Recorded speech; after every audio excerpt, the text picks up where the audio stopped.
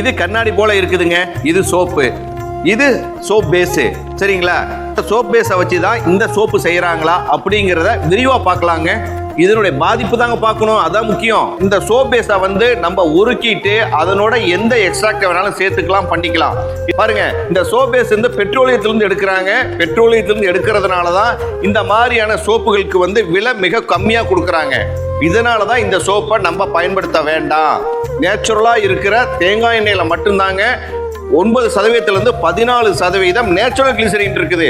அதனால தான் நம்ம தேங்காய் எண்ணெய் பயன்படுத்த சொல்றோம்.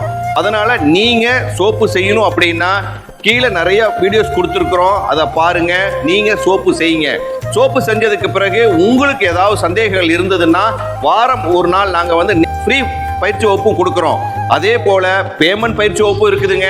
அது வருகின்ற டிசம்பர் மாதம் 15ஆம் தேதியிலிருந்து 19ஆம் தேதி வரையில் நம்மளுடைய ஆன்லைன் பயிற்சி வகுப்பு இருக்குதுங்க.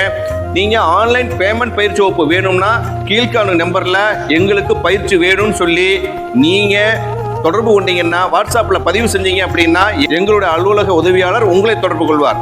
இது போல நிறைய வீடியோக்களை கொடுக்க இருக்கிறோம். அதனால நம்ம சேனல் லைக் பண்ணுங்க, கமெண்ட் பண்ணுங்க, ஷேர் பண்ணுங்க, மறக்காம சப்ஸ்கிரைப் பண்ணுங்க. மீண்டும் இன்னொரு வீடியோவில் சந்திப்போம். நன்றி, வணக்கம்.